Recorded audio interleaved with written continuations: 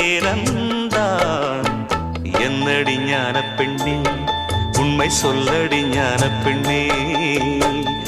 நடந்தால் 2 அடி, இருந்தால் 4 அடி. நடந்தால் 2 அடி, இருந்தால் 4 அடி. படுத்தால் 6 அடி போதும். இந்த நிலமும் அந்த வானமும் அது எல்லோர்க்கும் சொந்தம்.